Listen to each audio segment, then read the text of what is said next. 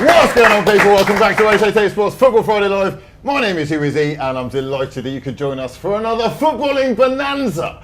A spectacular show lined up for you with an all-star studded panel, including our default championship expert, former Sunderland fan, and former Sunderland and Aberdeen goalkeeper. It's David Priest. How you doing, mate? I'm very well, mate. All right. Good, good. We've also got our globe-trotting European expert, Andy Brasso, in the building. Andy, what's good?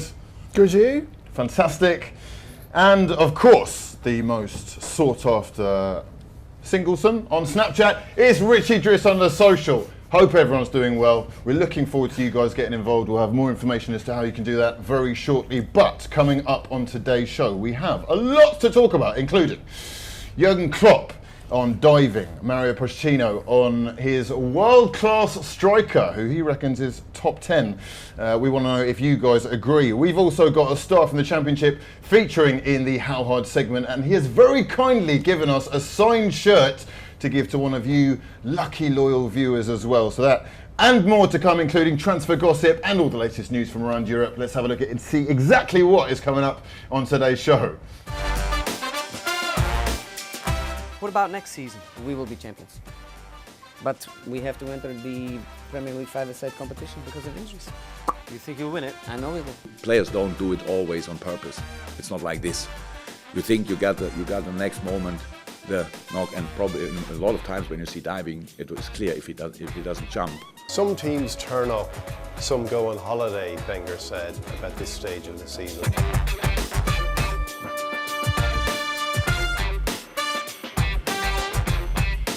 Harry Kane is our main striker. Is one of the best on the world. If you get it through one of those gaps, you get my own personal round of applause. Oh, what a strike that is! It's going to be a good one. I hope you're excited, because I certainly am. Now, with news on how you guys can get involved and the vote for today, it's Richie Driss on the social.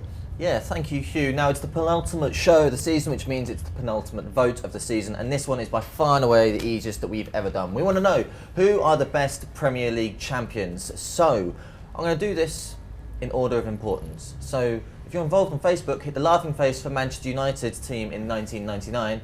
And to be honest, that's all that really matters. I don't think I'm going to bother covering anyone else, but I probably should anyway. Hit the sad face for Arsenal's Invincibles, hit the wow face for Chelsea from 2017 as well. Get involved on Twitter using the hashtag 888FFL. Also, keep those comments and questions coming in, because my personal favourite is going to take home this beautiful Nottingham Forest shirt for next season, signed by Nottingham Forest centre-back Joe Worrell as well, who's taking part in this week's How Hard. Gentlemen, out of those three teams, who was the best Premier League champion? I mean, there's only one answer, really, isn't there? You're going to be a bit biased. Right, I'm going to go first, just to break the ice, as it were. I don't want to hear any grunting or moaning in the background. Let's get serious. What we are talking about is not celebrating a team's achievement.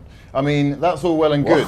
What I'm talking about is celebrating a unique achievement. And that, my friends, is why there is only one gold Premier League trophy. 26 wins, 12 draws, unbeaten season. Arsene Wenger. Mate, I'll take my hat off to you still, because these guys are going to give their arguments any second now. However, they're all things that have been done before. This is, like I say, is unique. Yeah, you're right there. I mean, looking at the list, I'd actually go for a Chelsea side, not this year, but in 2005 when Jose Mourinho first came. Likewise. Yeah, slightly more impressive. That back four: Gallas, Terry, Carvalho, Ferreira, Czech behind him, 22-year-old Czech behind him. I think there was just a phenomenal side. When Czech used to save penalties. Andy, which one are you going for? Well, though I don't approve of Richie's use of Invincibles, because they genuinely were invincible that season. I feel it should be a United or Arsenal side from a little bit before that. Okay. I just feel when the Premier League was at its absolute best at the very top, when you had United and Arsenal right at each other, either side of the millennium. So I don't know, maybe United 99, maybe Arsenal 2002. Maybe, he says. I mean, Andy, you're winning points on my side already, I've got to say. Despite starting that sentence with maybe United 99. I've done well there, haven't I? Richie, on the other hand, we're going to be having words later on, and we'll be delving deeper into why United are still in 6th place.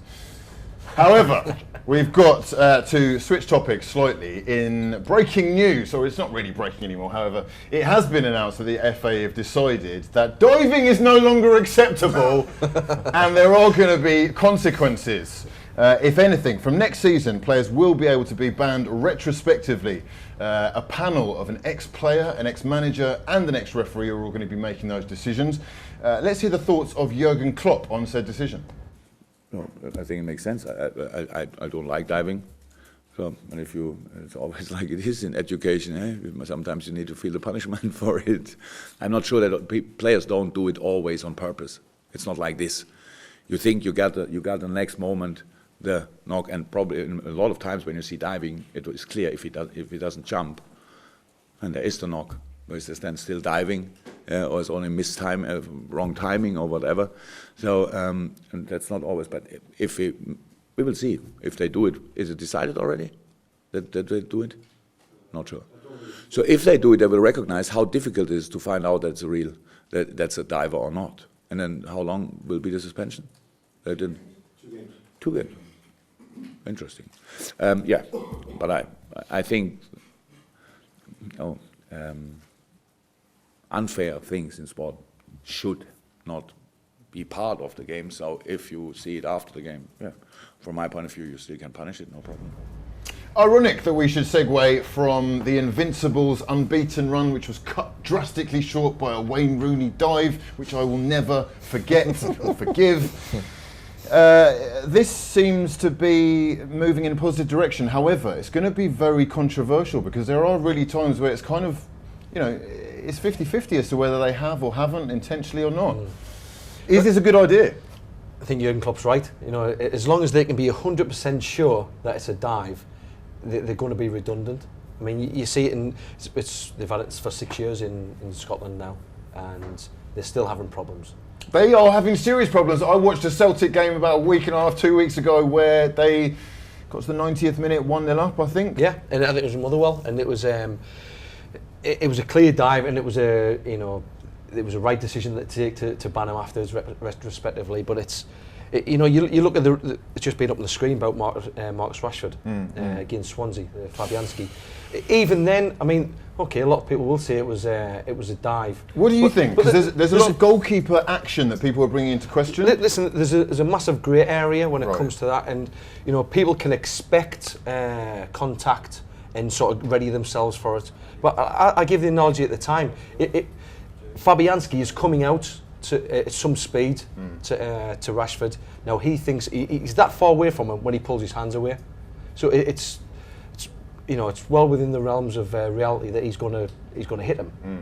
So then if I put my hand in your face and I stop 6 inches from your nose, you're still going to go back, right, and expect me to hit you. We're talking like Minority Report-esque decisions, though. Can you really punish someone for the crime before they've done it? Because you're kind of well, that's it. I mean, you can't. And I think you look at the incident last night in the League Two playoffs. Danny Hilton. Now he's a good 8 inches away from the defender's foot. He goes down. Plus, not only does he go down, he sort of cries out and pretends that he's being kicked as well and he's injured. Right. Now, in that case, that is a very clear case of, yes, he's dived, he's tried to win a penalty by going over before anyone's ever come near him. So I think then, yeah, it's an easy job for them to do. But in those cases, then it's a worthwhile exercise.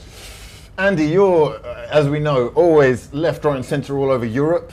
There are certainly slightly different attitudes, or at least that's the preconception in England anyway, that they allow more of this type of thing and that referees can be influenced. In fact, maybe it should be part of their game. Is that the case, firstly? And should we be expecting the Premier League, as Sean Dyche said, that it's going to be wiped out within 6 months of this new law coming in? I think that, to start, is a load of old nonsense because there are some very bad divers, which are the ones which will end up getting punished, and there are some very good divers, which is sometimes more difficult to spot. We're not just talking about wrong decisions, we're talking about technically accomplished dives where it is part of the game and people are very good at it. Now, of course, I think it's all for show, and it's just because of the attitude that the English and the British have to diving. It's not that. Do you mean the ruling is for show? Yeah, right. I think so, because I can't see why it couldn't have been done before. Right. And it's been the case before. There's no diving panel anywhere else, but you've been able to ban players for diving all over the place, all over Europe for absolutely ages. Look at Kevin Strootman in the Rome derby a couple of weeks ago. But it's only really blatant ones that get done. Unpicking the reality of it is a lot harder, and I think it is for show because, like I said, English and British people are just obsessed with diving over and above all other forms of cheating. Like holding shirts at corners, that's cool. Kicking people off the ball, that's manly. But diving, tenacity. Diving is not manly. And of course, you should be sent to prison for spitting at someone. Right. Yeah. You know, these are the way we look at things. I mean, when I was in Denmark, you know, they didn't look at it as diving. If somebody dived and they won a penalty, then they would look at the defender and say he was stupid for diving in or giving an opportunity. Yeah. So it's not just like a Southern European sort of continental style of looking at it. It's everywhere else apart from here, really. And if we go back to the Wayne Rooney one that you were talking about, I mean, that's 13 years ago. I'm still watching that on replay to try and figure it out. Sol should have had his leg out there. Yeah. Let's just quickly touch on a good example that I have seen over the last couple of seasons. That's Jamie Vardy, who seems to have perfected this. He's a very accomplished diver, isn't he? Well, this is it. What do you do? You know, they bring this rule in. Does it eradicate diving, or does it make diving and simulation better? Will people actually... They'll become more accomplished. In terms of more sophisticated. Yeah, exactly. Yeah. And I'm not saying they might practice it, but they might think more about it so they can get away from it. Because people, if they can push the boundaries, they will do it. And like you said about, even, it was last night, wasn't it? At Vardy, as soon as he gets level or just a little bit in front of a defender, he'll throw that left leg out just to create the contact. And it was up to the referee last night. He made the right decision not to give a penalty. Controversial times. We want to know your thoughts, so leave your comments underneath the video itself, or you can tweet us as well. Richie, let's have a little update and see what people are saying. Yeah. Any questions or comments or thoughts on the diving malarkey? Well, regarding our vote, which is who's the best Premier League team to have won the Premier League, hit the laughing face for Manchester United's team of 1999, hit the sad face for Arsenal's Invincibles, and the wild face for Chelsea's 2017 winning team. We've had a couple of comments. George Cooley says that Mourinho's 05, 06 and 2015 sides are better than the Invincibles and the 2017 teams, but he didn't mention the United team in 1999. And Jordan Day says Chelsea 2017 because they have managed somehow to beat this Spurs team, the best team to grace the Premier League. I wonder who you support. And regarding the diving conversation that we just were on about, very interesting comment from Greg James. Banning a player that has dived isn't going to change the score. If that player wins a penalty, damage would already been done, so what's the point? Yeah? Well, I think it's when we get the VAR, the video referees, if you can deal with it straight away, that'll be much more of a help to the side who's been wronged. Yeah, we can get too held up in grey areas. You know, if we're just removing stuff that's blatantly, obviously wrong, which the referees can easily miss because the game's at an incredible pace and it's not going to get any slower. It's so much more athletic than it was 20 years ago. Then, you know, that's a step in the right direction. We're not talking about getting every decision right, but getting more decisions right is good, isn't it? Yeah, exactly. And transfer news just in. Apparently, Ashley Young is going to sign Tom Daley to help him improve his diving. Controversial. Now, last night, champions Leicester caved in and were convincingly bent over by Mario Pochettino's Spurs side, who stat-padded their way to a 6-1 victory. Harry Kane taking himself to 26 Premier League goals. Very impressive. Mario Pochettino thinks the sun shines out of his behind. Here he is on his leading man. Harry Kane is our main striker. Is one of the best on the world, but it's true, to be fair with him and to be fair with the whole team, it's a very good collective effort. The most important thing is more mature, is more experienced player, and then it's so professional. I think it's a striker. Difficult to find another striker like him on the world. Very highly thought of right now. Forget the fact that he's English, which is very promising for the national setup. He's scoring for fun, and he has led Tottenham to yet another pointless run-in where they came very close and didn't win any trophies. But you are so all bias aside, He is streets ahead of Olivier Giroud right now, and I look at their options with, I've got to say, a little bit of envy. Doesn't strike me as the sharpest tool in the box. However, I saw him train for England live once, and I've got to say, I was very impressed with Harry Kane. He is one of those guys who just seems to have everything as far as like all the attributes you need to be a target man, and also someone who can go past a man. He's very impressive right now. He's got a great all-round game. You know, none of it is spectacular in many top. You see many top players, but he's spectacular in his proficiency. You know, he's. You look at his finishing. The two finishes last night. You know, he's. The way I see him is almost as if he's like a German striker. You know, because he's so efficient. And last night, those two finishes. He cools himself down. Yep. It takes a second before to weigh things up, and he could see what was going to happen. And as he approaches the ball, there's no sort of like big backlift. There's no sort of ceremony as he gets towards the ball, which can give a defender or a goalkeeper an indication where he's going to hit the ball. As he gets up the ball, he just takes small stuttering steps, give him an extra second to place the ball. And you've seen last night, I think, both times, the defender thinks he's got that knee post covered. Schmeichel's got that left-hand side covered, but he just the sharpness of his strike and the power he gets in it without having a big backlift, I think it was phenomenal last night. Are they going to have difficulty keeping hold of him this season? Because surely there are going to be other clubs like Manchester United who are after strikers. Or has he actually, Pochettino, has he actually got this unit, this group that if they do stay together could actually go on and win the thing? Yeah, I think he does, and I think they've got something to genuinely believe in. I don't see him going to another English club. I think when you're at Spurs now, why would you go to any other English club, really, unless there was a huge financial differential that made it worth it or whatever. I just think he's in a terrific position there. I think the way him and Dele Alli have recovered after a poor end to last season and a really poor European Championships that kind of drifted into that. You know, Harry Kane, how little break has he had over the last couple of years? I mean, it's funny, I was going up to Leicester a couple of weeks ago to interview a couple of their players, and you know, you're thinking about Leicester's journey and you know the way they've come from third tier to winning the title. And I flicked back to a playoff game I've been to. You know, the Watford Leicester one where Knockaert missed the penalty and Troy Deeney scored at the other end 10 seconds later. It's chaos. It's the best ending to a game I've ever been to. But I was looking back to see how many of those players were still there, and you know, Drinkwater and Vardy were on the bench, Schmeichel's in goal, and you think, oh my goodness, this is 4 years ago, and then you think, oh yeah, Harry Kane was a sub for Leicester, and he missed a sitter. And you looked at him and you thought, this guy is never going to be a Premier League player. But he's worked feverishly on every part of his game, and that really is the difference with the top 0.5% of players. The players who improve, like if you think they're already at the top of their game, they improve one aspect of their game every season. So with Kane, you know, he got to a point where his finishing was great. So then he improved his all-round game. After that, he mastered direct free kicks. He got the up and down free kick that Cristiano Ronaldo was so famous for, brought into the English game, you could say.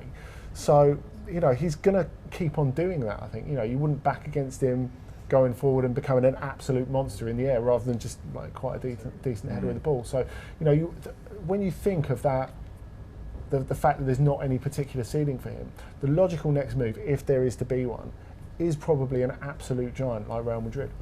Wow. Big talk for Harry Kane. Let's move on to a controversial figure to some and a living legend to others. There will be mixed emotions, tears of joy and sadness as Chelsea lift the Premier League trophy and say goodbye to their long-serving captain, John Terry, who's the subject of this week's Top 5.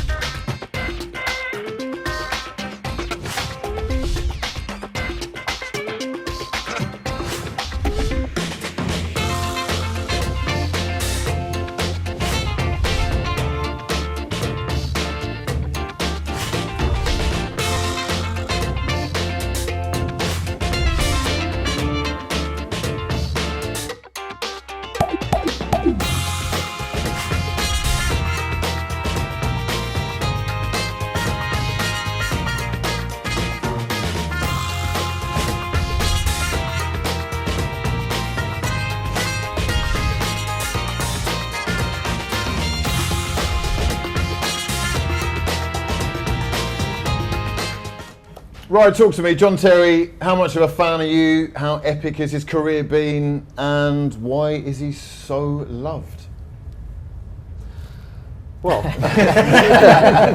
I didn't say anything funny. Come on, guys. Come on, do help me out here. you know what? I mean, there's a lot of talk about what's happened off the field and in his character and with people's perception. Yeah, no, forget all of that. I want to know what he's achieved. Yeah, well, you know? I can't say anything more than if with me being a goalkeeper, he's the one centre half who I'd love to have played behind. Right. Simply because he's got. I mean, people talk about this like a sixth sense that defenders have, and it's not just that. He's just thinking about the game all the time. He doesn't get caught ball watching. If he's not in 1v1 situation, he's always thinking about his man in relation to the ball, and that takes a great deal of concentration. And I think a lot of people wouldn't sort of associate something cerebral with John Terry. But it does, it takes a lot of concentration to do that. Very interesting. Wasn't expecting to hear that. Richie, So, begging to get involved. Yeah, where does he come in a list of greatest Premier League defenders of all time? From Bubberton down the way. Yeah, I put him right up there, right at the top. I think Literally. Yeah, number one. exactly. And it's not just that. I mean, people see him as an out-and-out defender, but he's much more than that, and he's very good with the ball as well. He is. You know, if you want to. I think I watched Chelsea. It was quite a while back against. I think it might have been Spartak Moscow, Torpedo Moscow, at Stamford Bridge.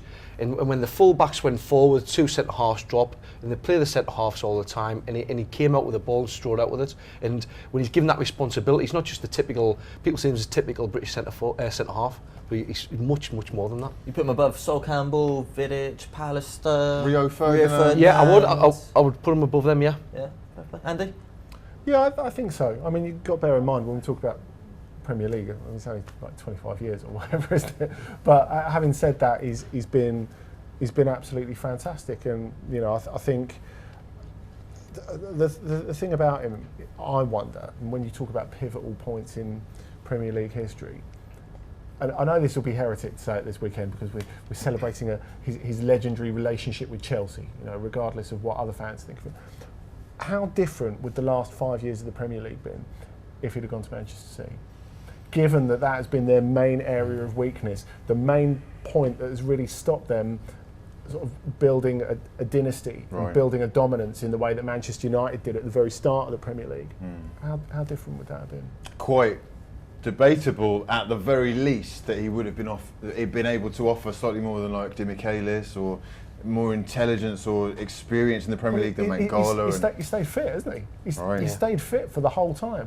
And you think the last season that he played regularly in the Premier League, he was the best defender in the Premier League. Right then, moving on. This week's How Hard features a young hot prospect from Nottingham Forest. It is centre-back Joe Worrell. He's very kindly given us a signed Nottingham Forest strip from next season. Richie is showing that off, modelling that off in the corner over there. There we go. So if you want to get your hands on that, you know exactly what to do. You just leave a comment and we'll basically choose the best one. Richie, have you made any progress with that? I mean, there have been some very choice comments, but do you know what? Quite a few have come in regarding the diving. Right. The diving topic. Mick Clark says hitting a player with a ban is no good if the team won, so dock points. Mark Dixon says players need to be fined for diving and any act of cheating. If you hit these guys in the pockets, then they'll stop. That's a very, very good point. Yeah. Now, he is a championship current footballer, so I've got extremely high expectations for this week's How Hard. It's Nottingham Forest, Joe Worrell.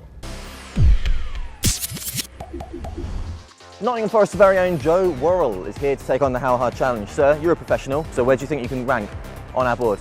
I want to be up there, top 3. Top 3, yeah. So you basically want to get above 70 miles an hour? Yeah. James Ward-Prowse is the one to beat with 74. Yeah, no, 70 club, I'll be happy with that, but we'll have to wait and see. Good man. That's you. Thank you.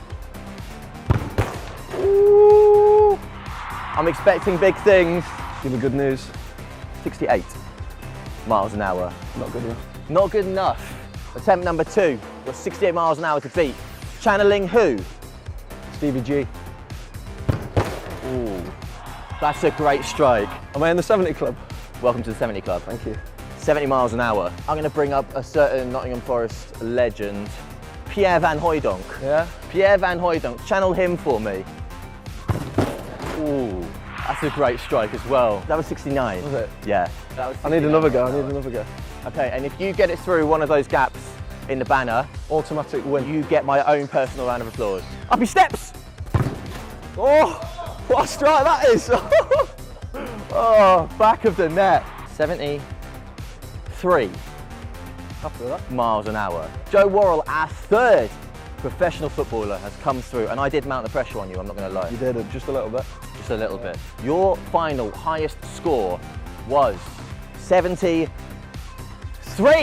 miles an hour. Sir, welcome to the 70 Club. I say that like I'm involved in the 70 Club. I'm not at all, but that puts you second behind Southampton and England's James Ward-Prowse. Go home and reflect on it. Yeah? Yeah, not bad. Don't get any sleepless nights over it. No, I won't, but you know what I mean. It's not quite first place, is it? But there we go. It's not. Top man, thank you very much. Not bad, Joe. Not bad. That last one, he probably got hold of it, didn't he? I think that's his life, though, isn't it? It's kind of wellying it out of, from distance. I mean, it's weird. It's as if he gets paid to, kick a football around. Right. To be fair. Right. Yeah. Should be in tip-top peak physical condition, getting more than 5 miles per hour more than your boy. But I won't hold it against you, Joe. Have you got any updates as to who's bringing home that signed Nottingham Forest shirt? Not as of yet, but a couple of interesting comments regarding our vote, which is who is the best Premier League team to have lifted the Premier League. Details are on screen right now. Connor Mallon has said surely Leicester or Blackburn's teams were the best. Yeah, the outsiders. Thoughts, gents? I mean, I don't think that those teams would have beaten, say, I don't know, Man United's treble-winning team. I'd say, on the contrary, those two struck when the rest of the league was kind of a little bit of a mess. Yeah, but Blackburn, there's a common thread there. David Mayer. Yes. Yeah. He was in the 99 side as well, wasn't he? Legendary there you go. Man United defender David I see Mayer. where people were coming from when they say they're the best Premier League champions, because it's just completely amazing. Although Blackburn winning it at the time wasn't amazing. Shearer and Sutton was up it? front. Yeah, it's amazing now. Yeah. Obviously, now they're a tier 3 side. Yeah, and Blackburn only won it that year because Ludek McCloskey was brilliant against Manchester United. Yeah, that's true. Exactly. I remember it well. And Andy Cole was wasteful as well. There, I said it. Now, it might be coming to a close, but the long, hard slog of the season is nearly over, and the redonkulousness of silly season, the transfer window, is just about to begin. And as you would expect, all the top managers have already got their eye on next season. Jose, poor season from you in the league. Excuse me? Tell me another manager that could achieve 6th place in the league, Europa League final qualification, when there's a conspiracy against him and his team. I think we only had the squad of 6 players to pick from this season. 6 players. What about next season? We will be champions. But we have to enter the Premier League 5-a-side competition because of injuries. You think you'll win it? I know we will. I've developed a sixth sense for these things. Shut up. Things aren't looking very good, Arsene. Well, I believe our YouTube views are very high, and after that, our position in the league is testament to the lack of financial resources we have here at Arsenal. And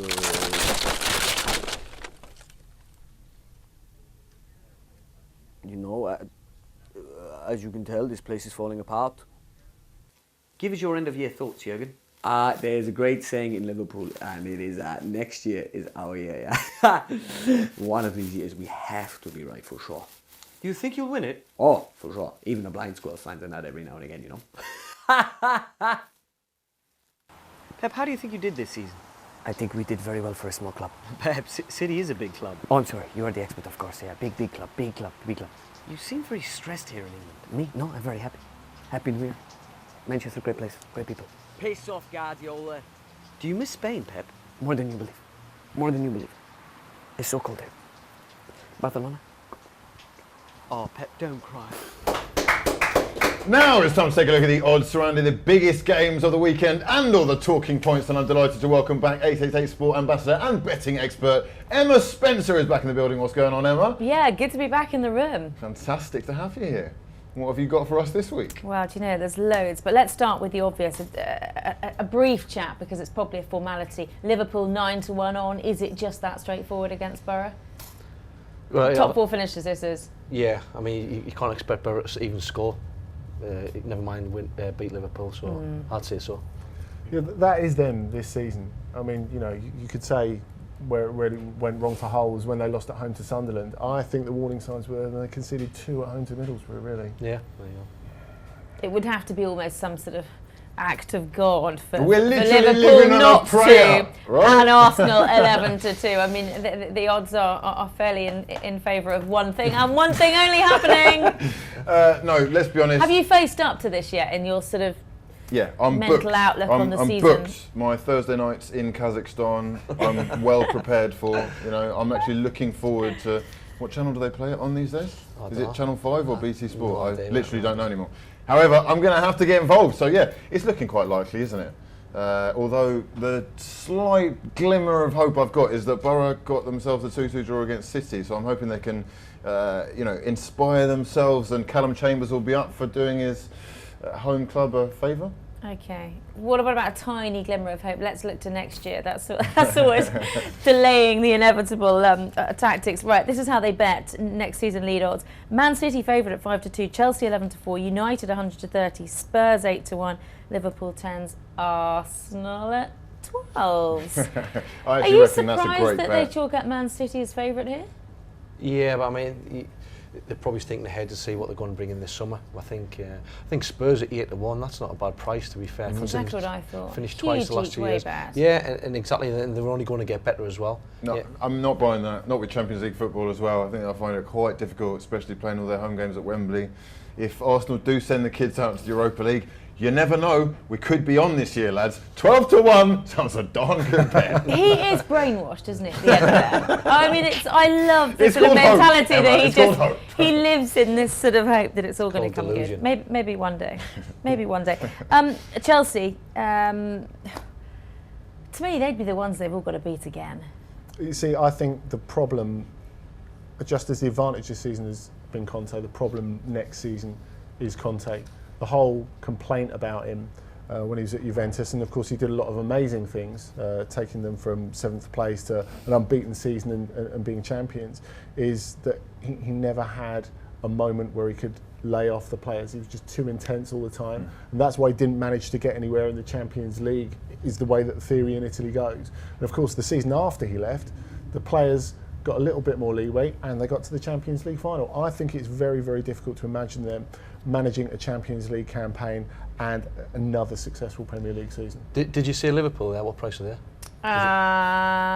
No. Were they not on there? Oh no, 10-1. 10-1. This is the thing. I mean, the more the season's gone on, the angrier I've got with Jurgen Klopp and Liverpool, really, because not being a fan of any of the sides in the top 6, I quite upset that Liverpool didn't put up more of a fight. Through that period when they lost them 10 games, if they had won 2 of them games, it could have took the title race even closer to the wire. And I think next season, with an improvement in the squad as well, they'll be looking to make another step up as well. And obviously Man City, they're going to have a big overhaul of their players throughout the summer, but that can go both ways. It's not just that straightforward, as we know. Yeah, I mean, City have needed a rebuilding job for a long time. I think that squad has been on the turn for 2 or 3 years, and you could argue it's quite strange that, given that Guardiola has got his Barcelona people upstairs, they didn't prep the squad better for him. Maybe he's got some sort of input into that. But they're going to need a real turnover to be in a position, I think, where they justify those odds. Okay, well, let's change tact here, because you were talking about the new rule that came in for next season about the diving. We've got some betting on who might be the first to fall foul of this. Dele Alli 13-1, Vardy 13-1, Sterling 15-1, Sanchez at 17-1. I mean, lots of Englishmen. Have we got any wild cards here? Anyone? Any sort of? I mean, Ashley Young, Wayne Rooney. I mean, literally, it's take your pick. Really, there's so many of them. Well, you see, Jamie Vardy is far too skilled a diver to get caught. So I think stay away from him. No, I'd agree with that. He's mastered that tactic of just getting in front of that defender and dropping at the first touch. It's one of those ones where you just have to say, actually, I admire that. Yeah, but he's got it off to an art. Yeah, he's manufacturing it, but it's enough to put doubt in the referee's mind. Think, well, it's not a penalty, but it's not a yellow card either. Right. Yeah, so. That is the thing. Their card is so marked with him, isn't it? Yeah, exactly. Yeah. Well then, it's, basically, if you have any thoughts on who you think is going to be the first person to dive, we'd love to hear that. But it is now time for this week's betting battle with 888sport.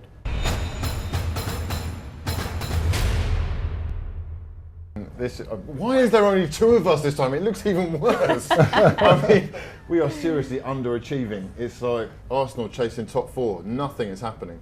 Yeah, we'll just move on. Let's move swiftly on to this week's predictions and hope that we have some more luck. Obviously, every week we're giving £10 by 888sport to choose a winner. A winner being the progressive words, however. This week, David? Yeah, I'm going to go for Chelsea to win by more than 3 goals. This is hugely ambitious. This is brilliant. Yeah, he's trying to more go than 3 out on goals. a high. Well, I've watched a lot of Sunderland this season, so so I'm sure I was even going to go for 4 or 5, to be honest with you. But and Willian to score 2 goals. I think with the FA Cup final next week, there'll be a few changes, a few players who haven't been getting much game time. They'll be playing, and I think there'll be lots of opportunity for goals. And the only thing that'll be standing between lots of goals and a clean sheet is going to be Jordan Pickford. Aim high, 80-1 if that double comes off. Yeah, well, I mean, I can see you going out with a bang. If that comes off, we can go on holiday as well, can't we? Right? Andy, what about you? I've gone for a Bundesliga treble. So I've started with, because it's the last weekend of the Bundesliga, I've gone with the big one between Hamburg and Wolfsburg. Hamburg have to win to get out of the relegation place and probably put Wolfsburg in it. But I think they're just too bad to beat each other. So I've gone for the draw there. I've gone for Hertha to beat Leverkusen. Hertha need to win to seal European qualification. Leverkusen are safe. They're also terrible and would have gone down in other seasons. And Hoffenheim, who can still just about get into third, to beat Augsburg. Now, if they beat Augsburg by enough, even if Hamburg do beat Wolfsburg, then Augsburg could still go down into the playoff position. So there's lots of goal difference fun in that treble. Okay, and if that treble comes off, it's 15-2. Hugh loves a sort of combination bet. He's never happy with 1, 2 or 3 winners. You're going for 4 this weekend. I'm going big, you know me. We're going for a 4-fold. I believe that Sunderland are just absolutely pathetic, and having conceded, I think, what was a record number of shots on goal in the Premier League's history in 36, that they're going to let the floodgates open. So Chelsea will get a win there, and I really reckon that the other 3 teams who are involved in chasing that top 4 place are all going to win, unfortunately. Liverpool, Arsenal and City. Indeed, that's my 4-fold. So that comes off 5-2. 5-2! I mean, I've really done myself over there, haven't I? However, that's about it for this week's betting battle. Good luck to everyone. I hope that we can bring in some winnings for a good cause. Now, this week, Arsene Wenger took a dig at West Ham by accusing the players of being on holiday after their defeat to Liverpool. Now, I take slight reservation with this, simply because we shouldn't have to be relying on the likes of West Ham to get top 4. However, we would like to know if you think that Arsene Wenger's right, and our very own Dion Fanning has been investigating teams taking their foot off the gas. Last week, Arsene Wenger remarked that a number of Premier League clubs appear to have lost their focus. He didn't name names, but some noted West Ham's capitulation against Liverpool at the weekend and wondered if they could have been on his mind. Some teams turn up, some go on holiday, Wenger said about this stage of the season. The problem this year is that lots of teams seem to have taken a break long before the summer holidays. The day before West Ham saved their energy for the post-match lap of honour, Arsenal faced a key test in their race for 4th. They were away at Stoke, and traditionally, Arsenal like nothing less. But traditions are changing. Stoke had won 1 of their last 10 matches, and Arsenal glided past them. We are meandering towards the end of another unrewarding season. Chelsea at the top are 44 points ahead of Southampton in 8th place. Last year, that was the gap between first and the relegation zone. Southampton are also 15 points behind the team 1 place above them, Everton. It seems, as Wenger identified, that a number of teams have been coasting since they became safe. They have no further ambitions but the protection of their key revenue stream, a place in the Premier League. Television money is so vast, there is no need for any other goal. Yet the Premier League's success is based on its competitiveness. This season it has been mainly absent. A brief title race, an uninteresting relegation battle, and a bloated middle ground, self-satisfied and secure. For now it may seem glorious, but even long summer holidays come to an end one day. I mean, in an ideal world, you want all the teams to be playing for something on the final day. However, it hasn't quite worked out like that. Chelsea kind of ran away with it this year, didn't they? But we're at that stage in the season where, you know, admittedly teams do clock off if they've secured safety in the Premier League, which is the target for most clubs, or, you know, if they have run away with the title, they're entitled to sit back and chill until the FA Cup final, whatever it is. David, I know you speak from experience, but what kind of experience would you have been going through towards the latter stages? Have you given up? Well, it depends. I mean, in a lot of the leagues, when the playoffs were introduced, that meant that a lot of the clubs who were in that middle section who didn't have anything to play for, they still had something to play for. You know, and I was playing in Scotland, you know, you've got the European leagues, they have the top 6 and the bottom 6. So even when it come to, you played each other 3 times and you come to that cut-off, you know, you needed to be in that top 6 if you're around the middle point, because you had extra games against Celtic and Rangers, and it brought in more revenue. And it made the season more, that part of the season more enjoyable. From a player's perspective, you know, they talk about players being on holiday. A lot of the clubs I was at, we used to do like a countdown. From January onwards, there'd be a countdown to like the team holiday towards the end of the season. The team holiday? So like, if you were... Does the team holiday take place after the season's finished? Yeah, of course, right. yeah. But usually, and quite often, it would be like the night time of the last game. Okay. So you play your last game, maybe I don't know, we play somewhere, we play Hibs or something, so we go straight to Edinburgh Airport. And that was all just part of camaraderie. It was nothing. It never took our focus away. If you had a bad, if you're having a bad season, it was one of the things that just kept you going and getting through that season. You know, just and keep you all together and give you something to talk about and something to look forward to as well. Because I mean, we talk tactics and styles of playing and things like that, but team togetherness and not just from the player's point of view, but the manager bringing that team environment together. That's important. Yeah, and little things like that do help. From another point of view, though, you know, you've got a lot of players at this point in the season, in the last few months of the season, where you're basically falling apart, and especially if you have a lot of players have one particular chronic injury, you know, whether it's a weakness in the knees, ankles, groin, back, whatever. My weakness was in my back, obviously picking the ball out a lot of the times, carrying the rest of the team on your shoulders. But it was so you get this point in the season, so and if you don't have anything to play for, then it's perhaps only natural that either the manager takes you out of the team so you can recover, give you more recovery time for the next season, which happened with Mark Noble. I think he's had a groin operation, which Arsene Wenger's pointed to as well. You know, so there's all these things. So people have got to look after themselves really, and there's always something to play for. People forget this, that every position in the Premier League, you know, is worth more money than the next. So there's still that to look after as well. And people want to finish as high as possible. You look at Leicester last night. People might think Leicester have had nothing to play for, but if they won last night, they would have been up at 8th, 9th, possibly 8th last night. So there's still always something to play for. But the question is, do the players really care about that?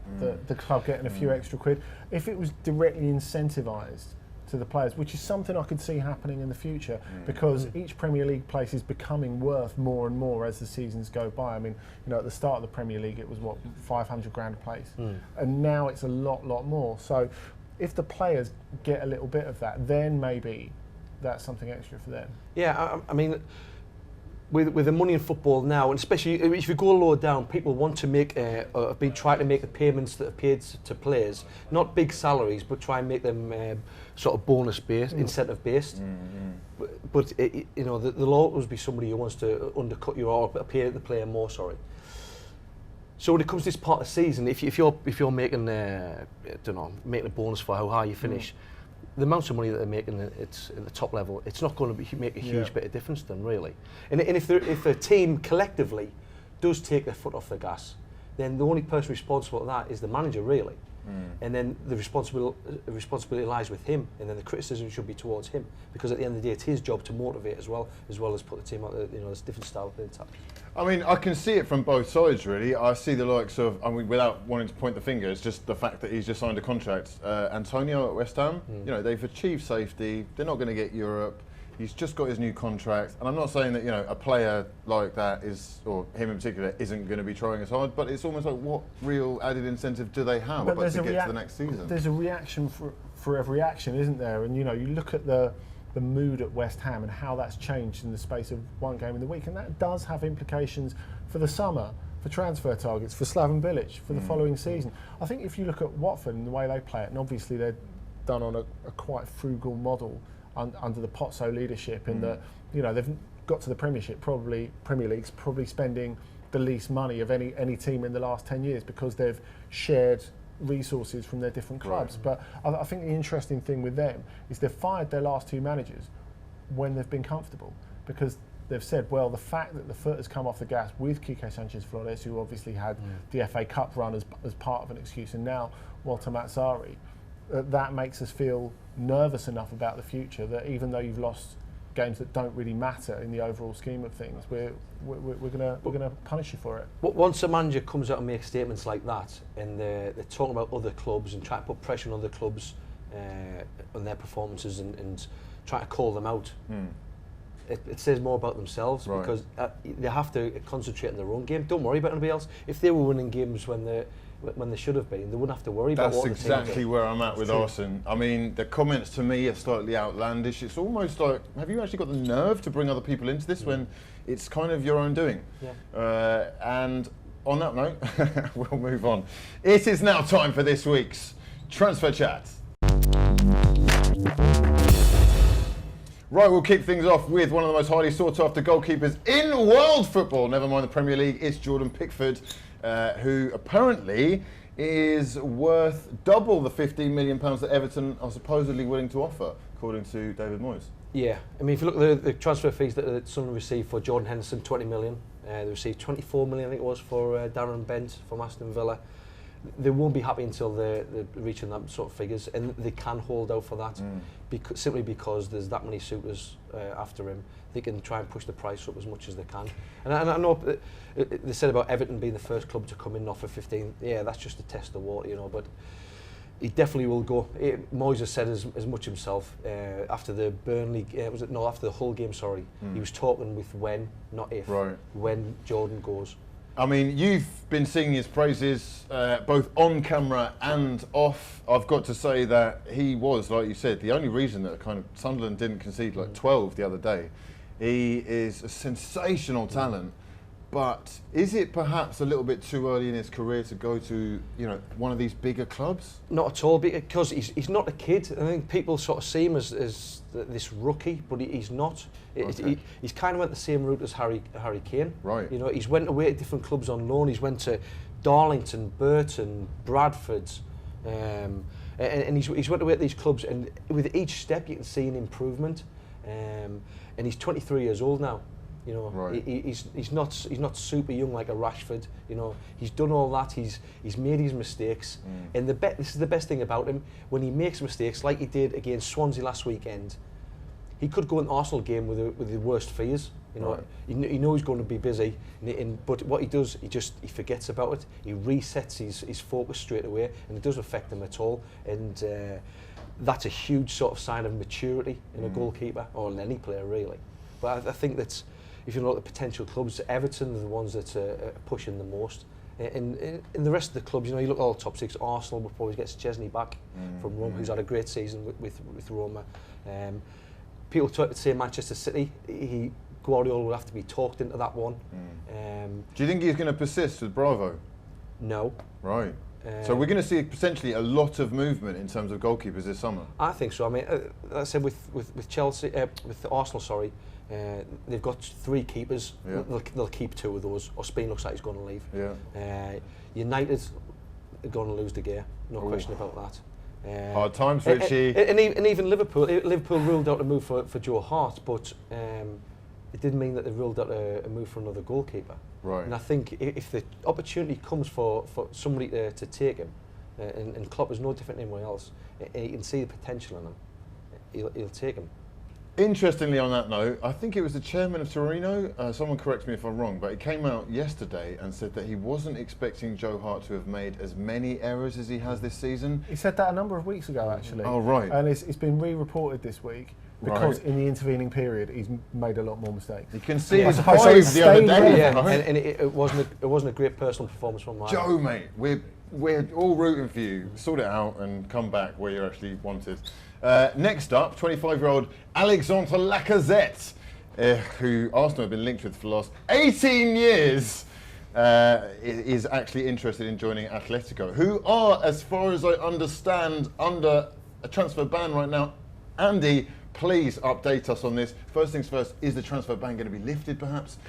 Would this be a good signing? They certainly have a great history of bringing in top strikers. They do, and that's what they're hoping for. They're going to CAS and they're hoping that the player registration ban will be lifted. Because of course, theoretically, they could sign Lacazette, give him 6 months just training with the team and then bring him in January. Although that didn't work very well for Barcelona when they brought in Arda Turan and Alex Vidal, who were both in quite poor shape when they came through. I think that the important thing with this move, if it was possible, is I think they're a club that's made for him because they value extraordinarily hard work, which is what separates him from a lot of other strikers in world football. He's so industrious. He started on the right wing and then developed into a central striker. When you look at his overall goals record, you have to take off the first couple of seasons because he was playing as a winger. He was playing under Claude Puel at first. He didn't really trust him. And since he's been a centre forward, his goals record is absolutely incredible. Also, he's very good friends with Antoine Griezmann. They've been mates for over a decade because they've played for French representative teams. They played at the under-19s. They played at the under-20 World Cup together, and Griezmann's from actually quite near Lyon, whereas Lacazette was actually born in Lyon. So I think people will talk about him as a Griezmann replacement. Not necessarily. I think they could click together, and that is something that could take Atleti up to the next level. But oh dear. I know you've had a miserable little time in the corner there over the last couple of weeks. Lacazette, interestingly, after last week's game at Montpellier, said, well, I'm not going to move for the sake of moving, but if the right move's there, then maybe it's time. And he's always said, I'm not going anywhere where there's not Champions League football, which pretty much seemed like for Arsenal. But he did say, well, if something's been proven to me this year with our run to the semi-finals of the Europa League, is that you can have massive matches in the Europa League that you can really enjoy. Just saying. Très intéressant, Alexandre. Just on, whilst we're still on him, you're obviously of the opinion that he is good enough. My only reservation, and the question I have for you is, why is he so low down in the French pecking order if he's that good? Well, Deschamps has never really fancied him. Right. But he has called him up to the latest squad because he's just been simply irresistible. It's undeniable what he's gone along at a goal a game for pretty much most of the season. But you could say that about a lot of players with France. The quality that they leave out is absolutely extraordinary. And you look at how long it took Dimitri Payet to get back in the squad. You look at some of the players that have been left out this time, and you've got I suppose Gamero's the obvious one. Martial is out, and I think most people who regularly watch football in France would rate Lacazette ahead of Martial. It's just a case of the fee speaks for Martial to a certain degree. He's not as experienced. He's not scored as many goals. He's not as far along the line as Lacazette is, and of course he's done it in the top division and in Europe too. Now, finally, we have the link. I feel a bit sorry for this guy. Marco Silva, he came to the Premier League, he did incredible things. He's still got them relegated. However, he's got a relegation clause in his contract and he's been linked to not only the Watford job, but also the Southampton job. Is this possible? I really would like to see what this guy could do with a little bit more funding and, a little bit more time, maybe. Yeah, and Watford they've got this model of moving managers on, right? And it's not a basket case club though. It's very measured. Okay. And they've got a great sort of. You mentioned before about the way they work the transfer system between the clubs. They've got a big scouting network. I don't know if is it Andrea Carnevale, is he still there? Yeah. Is he still at Watford? They've got a huge scouting network, so they do a great job in bringing in these players, and especially in South America as well. They've got a huge network in South America. Well, of course, it was Alexis Sanchez who came to Udinese from South America in the first place. So, Gino Pozzo, who's as well as being the owner of one of the owners of the club, is pretty much a de facto director of football. So he's someone who is as involved in that recruitment. That's quite rare, really, for someone who's on a board without, I guess, ex-player background. You can't argue with what they've done. The positions that Watford have found themselves in the last couple of seasons, they'd settle for that every year, but they just want to keep it fresh all the time. And with Silva, he's probably it'd be a good move for Watford. Will it be a good move for Silva long term because the short termism of their management role? So we'll see. I suppose the thing is, if he was going to go for a big Premier League job, he's not going to be able to make that leap at the moment. No. So he stays in the Premier League eye. That's the argument for him moving to Watford, because of course this is a guy who's managed at Champions League level. But you know, you're nicely paid.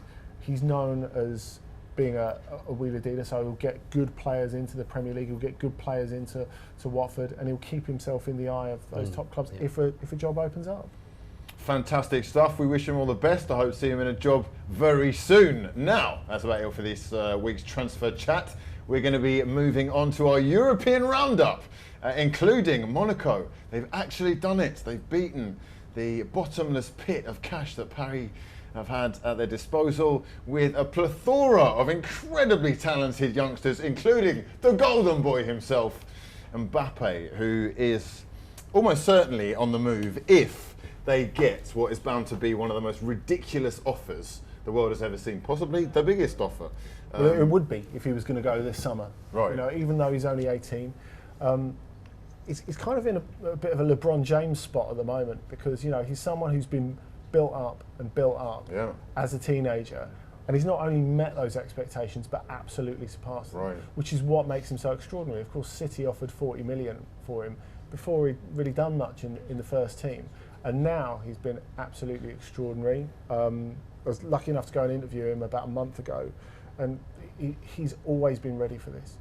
You know, he's a very nice, very approachable young man, and the French public love him already in the same way that they love Antoine Griezmann. Right. And, you know, I think for them to have a footballer that they can believe in as a person is quite important as well, after what's gone on in previous years.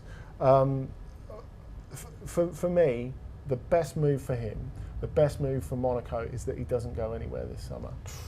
But can they afford to let that happen? Well, Vadim Vasiliev, who's the vice chairman who runs them on a day-to-day basis, he says, well, we're in a great position financially compared to where we were 2 years ago. We don't need to sell. And they will make a couple of big sales anyway, because they're built to sell. So Timur Bakayoko, probably Bernardo Silva, at least are likely to go. And so you're talking about bringing in 70 million probably from those two. The question for me is like whether it's the right time or not. Of course, money talks to a certain extent. If Real Madrid, the club of his dreams, come along and go, here you are, world record transfer fee. How can they say no to that? How can he say no to that? I think that's very, very difficult. It's easy to say the right thing is for him to stay. It's easy for them to say the right thing is for him to stay. But when you've got, I don't know, 120, 130 million on the table for an 18-year-old, I mean, that money as well, the offer, it might be halved if he doesn't achieve what he's achieved this year. You know, or they could knock him out. They could knock him out after the World Cup next summer. Right. And what could they charge for him then? And like you say, there are already links with Bakayoko. I think Chelsea are very interested. I think there's a whole host of teams that are interested in all their players, for goodness sake. Lamar, what a talent. Mendy, incredible. I'm sure people will even be interested in Sidibe. But Richie has news on the social, the vote, and who's won that signed Nottingham Forest top as well? I do, absolutely. I've got to just mention my personal favourite footballing highlight of the week is John Legend's wife, Chrissy Teigen, discovering Arsenal Twitter, that infamous beef between Arsenal fans about whether a footballer was 28 years old or 29 years old. State of these Arsenal fans John online. Legend's wife, all the way over in America, just quoting it with an expletive that I cannot repeat. Another comment, which is an absolute delight. Does Hugh realise he's wearing Spurs colours? It's been noted. No, I'm not having that. I'm not having that. He's written that comment himself. Right? He's trying to banter me off. Not happening, lads. Absolutely right. You know me quite well. Our vote is in. Who is the best Premier League champions? So, in third place, you voted with 16%, the Chelsea winning side of 2017. In second place... Oh, have a word. Oh, have a word. In second place... Manchester United's 1999 treble-winning team with 37%, which means typical Arsenal fans have jumped on the voting bandwagon and have voted with 47% the Arsenal Invincibles. You are all wrong, absolutely all wrong. And my favourite comment, I wanted to go for a Manchester United-based one. but I wasn't allowed to. The guy in my ear was saying, no, I wanted to go for one of my own, but the guy in my ear again said no. So I'm going to have to pick one of the more intelligent comments that we had, which was from a certain Mark Dixon saying that players need to be fined for diving and any act of cheating. If you hit these guys in the pockets, they will stop. Sir, congratulations. You have won yourself this Joe Worrell signed Nottingham Forest shirt. Hugh. Congratulations. Well then, it's been another fantastic show. I've enjoyed myself thoroughly. I hope you have as well. We want to thank 888sport. I want to thank David, Andy and Richie for becoming one with you guys throughout this. We're going to be back next week for what is the last Football Friday Live, so I hope you can join us for that. And make sure you follow us on YouTube, Snapchat, Periscope, Instagram, Twitter, Facebook and any other social medias that exist, because we're probably on that platform as well. For now though, my name's been you, Izzy, and this has been a lot of fun. Peace.